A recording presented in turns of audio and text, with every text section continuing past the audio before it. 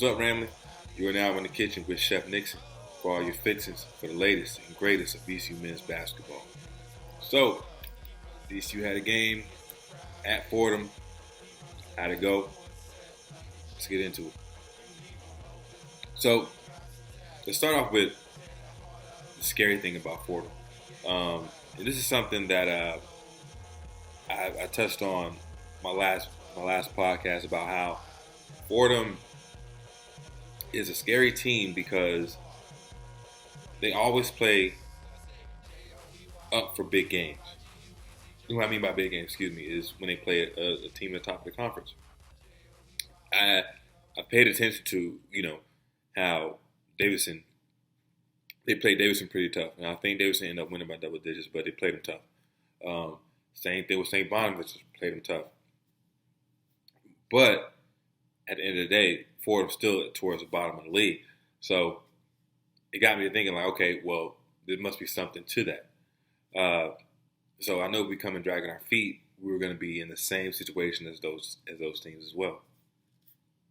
And I'm starting thinking, like, well, okay, do teams just come there and underestimate them? Is it something where, like, Fordham's at the bottom of the conference, we'll beat them in our sleep? Is it that? Did they have a big game, kind of like how we did? We got Richmond Friday, huge game for us. Is it something like that? Is it? It's just no environment there. What's the deal? And the answer is, it's a little bit of all that. It's a little bit of all that. And Fordham has really been trying to capitalize on getting one of these big wins, but they just haven't been able to. And I for damn sure didn't want to be VCU that they did have some success on. So Fordham comes to this game 11-12 on the season, coming off a 9-point win over Duquesne, who Duquesne's trying to rebuild their culture as well. And if you're wondering why I'm wearing black, I didn't come from a funeral, so I just had to do a game, commentate a game. So Duquesne's trying to get their stuff together. But Fordham was able to go in there and get a 9-point win. Fordham's led by Darius Quinsbury, averaging 17.3 points a game. I think that leads the conference. However, this game, he's not going to play, or he was hurt. So what does that do for VCU mentally? Just like, imagine if you're the Washington Wizards and you have Golden State coming to play, and you find out last minute that Steph Curry isn't playing. Eventually, you're going to be like, you're going to take your focus, not even your focus, but just your on edge. Your mentality of being on edge is going to lower a little bit because you don't have to deal with the killer. So I could just be a VCU fan making an excuse, but I think that played a big role in what some of the things that took place during the game. So VCU was 17-7 on the season. They entered this game on a 3-game win streak. They had an impressive win on the road against George Mason, who also is almost in the same situation as a Fordham, but George Mason has shown more promise than Fordham. George Mason, I believe, is going to be a very dangerous team moving forward throughout the years, and probably when it comes to conference time as well. So we'll see how that goes. So let's get into the actual game. Everything's going the way I think it should. VCU's dominating them. Fordham has some fight, but we're in complete control of the game. Ace is doing his thing. Hassan came out playing very well. Vince was ultra aggressive on the offensive end. That was kind of weird to me. Vince was like oddly over aggressive trying to score. You know what I mean? Usually Vince is one of the guys that he gets his points within the flow of the game, and it makes it look real easy. But at times especially during the first half, I seen him like really trying to go at people, and it was like, I didn't really care for it as much because I really appreciate how Vince can be in the system and just hoop. And I noticed he was really trying to go at it. However, he was having some success. Boom.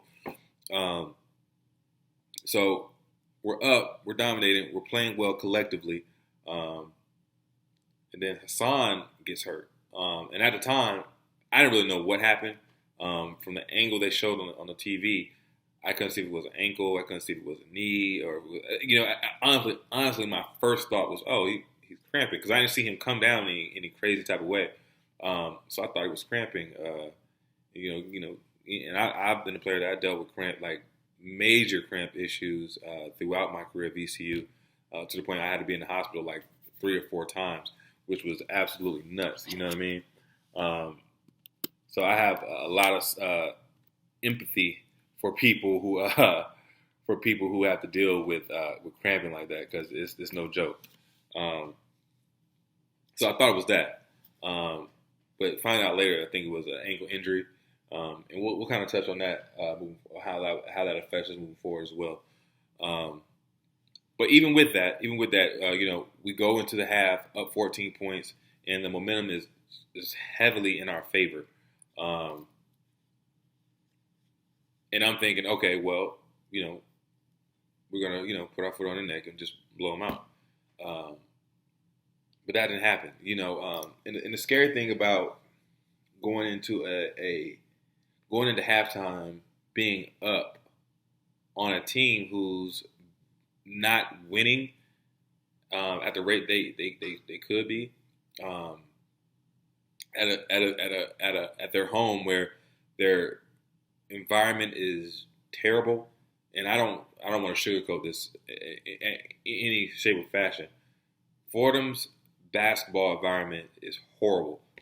Horrible. You had one of the top teams from your conference coming to your gym, and 70% of it is empty. It looks as if they don't put any money into the program. I don't see how they would get recruits. If I visit VCU, or I visit George Mason, or I visit, Davidson, there's no way I can take a visit to Fordham and be like, I want to come here, unless I'm just in love with the coach. My pops and the coach have a friendship that goes back 20 years. I don't understand how anybody would want to go there. However, so that's part of the scary part. They don't have any environment there. They don't have any fans booing at you to get you riled up. You're already thumping them. The leading scorer is out. You're up 14 points, and it just seems easy. And that's trouble, because VCU came out very sloppy and very complacent. And the one thing I will give Fordham some love on is the fact that they never accepted defeat. They fought the whole entire game. And I've seen teams with VCU's pressure, and they get up and they just cower away, or they don't have no fight in them. But down 16, 17 points, a Fordham player hits the ground, and all the players run over there to pick them back up. You know what I mean? That says a lot. You know what I mean? For your team chemistry, and the connection you guys have, and also for how you're not just gonna lay down to anybody. That says a lot. Your togetherness is a lot. It says a lot about who you are, and where your values and your character are. And I think Fordham never looked defeated. They always wanted to fight to the very end. So with that, you have a team that never going to give up, and then you have another team who knows they're better, who's played much better, who's getting the best of you, and they're up 14 at half. They're thinking they're going to blow it out, and they think it's just going to happen. It's not going to work that way. Fordham came out, fought, and made this game to where, to the point I was like, man, the people who play video games know how you play a video game relaxed. And then things don't start going your way, so you sit up. That's how I felt I had to be as a fan watching this game. It's just like, yo, let me sit up. They're making this way too uncomfortable. This is a game that they cannot afford to lose for rankings in the A10 and for an at-large bid that they hope to get if they can't win the A10 tournament. You know what I mean? So this is very important, and we'll get into how I feel about that as well later on the video. But this is something that can't happen. So Fordham fought. But luckily, Vince Williams and Keyshawn Curry showed senior leadership down the stretch. Keyshawn Curry has been on a little bit of a tear. He had a 28-point game, and then he had a pretty good game at Mason, and then he had a 21-point game last night. So, luckily we had Vince has always been pretty consistent throughout the year, but luckily those two showed some leadership, and we were able to get some key buckets to hold off for them, because it was looking very grim at one point in time. It was looking very grim, and it was very, very sloppy. And we go on these little sloppy spells, and it's been really 2 games that have been really sloppy. What game was that? The first one? I can't remember the first, but it was a really, really, really sloppy game, and I'm sitting there watching on TV like, this is just bad. But it hasn't really came back to bite us in the ass yet. And I hope we can just learn from it. This is a learning experience. Beginning of the season, we didn't know how to win close games. Now, we learned how to win close games. So we're not really used to being up by so much, you know what I mean? And learning how to maintain a lead, That's something that my junior year we really struggled with. We always had halftime leads, and we blew a lot of them just because of lack of focus and ability just to be dialed in and present in the moment instead of worrying about something else or letting something else come into, or just not bringing the right energy into the second half that we brought to the first half to get the lead in the first place. So luckily it hasn't come back to bite us in the tail. But I think that they learn from this experience. I hope they learn from this experience. And they were able to pull out a victory, 66-61. And it was a scary one, but you got to take the dub because a dub is a dub, and it's always going to be a dub. So the stat leaders, VCU, we had Keyshawn Curry with 21 points, like I said earlier, and 2 rebounds. He played very, very well. And what's my saying? Come on, you say it. An aggressive Keyshawn Curry is a good Keyshawn Curry. And he's been ultra aggressive as of late. He hit somebody with of course he drove right, but he pulled it back between his legs and started again. And from the camera angle, at first it didn't really look that bad, or it didn't look like he really shook somebody up, but he put the boy in the blender. So the Jacksonville Jack, had added another highlight to his highlight reel. I can't wait to see the end of the year highlights for him. It's going to be crazy. A bunch of dunks. Vince Williams had 19 points, 7 rebounds. Of course, Vince is going to Vince. He's going to lead the way in a lot of different ways, whether that be points, whether that be rebounds, whether that be assists, whether that be blocks, whether that be charges. He's always going to impact the game in some type of way, whether his offense is going or whether it's not. So that was good to see those two really bring the team back together to get this dub after giving away such a big lead. Fordham, Josh Navarro, 5'8" point guard, who really was a key to them having success. He had 20 points and 2 steals in this game. It was just hard to stay in front of him. He's a very quick, small guard, and everybody hates to be guarded by and to guard small guards, quick, fast, small guards. It just sucks. And then Chuba Ohams had 14 points and 12 rebounds.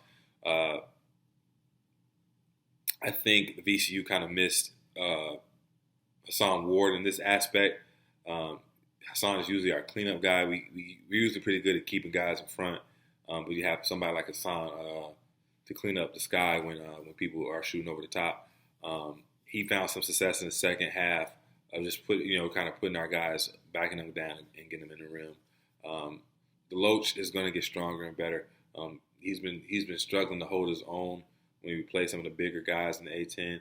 And I know it's going to come with time where his body's going to fill out. He's going to get stronger. I mean, Deloach has a brother playing for Florida State who looks like a monster. So I imagine that he can have something similar to that. Of course, not going to be like a football player, but have something similar to that to put some meat on his bones.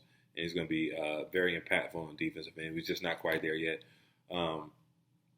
But he did enough. He did enough last night. He's been doing enough on the season. You know, and I'm proud of his progression, and I hope that he keeps it going. So my low key player of the game is going to be Ace Baldwin. Ace didn't have a game that I know he's capable of, but even with that said, you know, he came up with 4 points, 4 rebounds, 7 assists. You just can't ignore that. You can't ignore his floor generalship. So I'm super excited to give him, this is probably his first or second low-key player of the game award. So it's very dope for him to get that. So moving forward, of course, we have a big game coming up with Richmond. If you like the last game, you're gonna really love this game. The Siegel Center has sold out, and I think it's the first sellout of the year. So the place is gonna be rocking. Of course, you're gonna have some U of R fans in there. So VCU fans, make sure you show up and show out. I think Richmond's kind of hitting a little bit of stride. I haven't really checked their wins and losses, but I know they're getting a bunch of scoring from Burton. He had a couple of games where he really took over the game, and I know that moving forward they're going to try to do that as well. The good thing for VCU is our defense can shut anybody down, so that's super dope. Hey, my daughter. So also moving forward, let's talk about like the at-large bid and what I believe that VCU has to do. I think we have to win out. I've said that before, and if we can, check this out. VCU is 8-1 on the road. How many teams in the nation can say they have a winning record like that on the road, right? So say I think we have 2 more away games. Say we split them. We're going to be 9-2 on the road. That's impressive. If we win the rest of those games, you know what I mean? So we're going to have, 8 losses on the season, a top 5 defense in the country, finishing top 4 in our conference, in the A10 conference, where 2 of the teams have been ranked in the top 25, and we beat one of those teams. So I think if we can win out, for sure we get an at-large bid. We probably can lose one game, and the only game I feel like we can really lose is the St. Louis game. Now, granted, I want us to win everything, but push comes to shove, if we can't continue the momentum, the St. Louis game is where I feel like we got some wiggle room, because St. Louis is a good enough team to lose to, and it's going to be at their house. Everything else is going to be more than likely here at VCU. Let's see who else is on the schedule, because I think that's going to be huge. I think it's going to be huge for. Let's see. Okay, so we got to win the Richmond game, right? Their schedules or the record's almost similar to us. They played 2 more games than us, but I don't think they have truly any impressive wins per se. Just off the top of my head, can't lose to George Mason, even though I feel like they're a good team.